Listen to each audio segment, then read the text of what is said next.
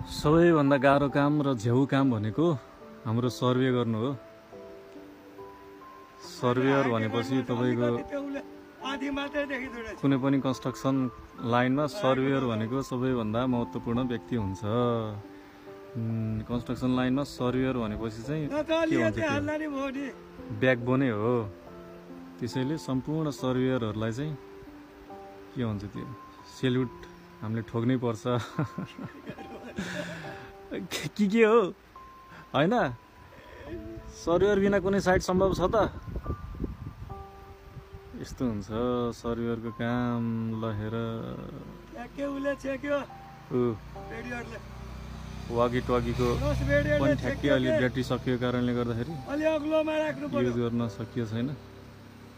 यता छ यस्तो चलपल। कता हो इसारा चाहिँ, खै कता हो?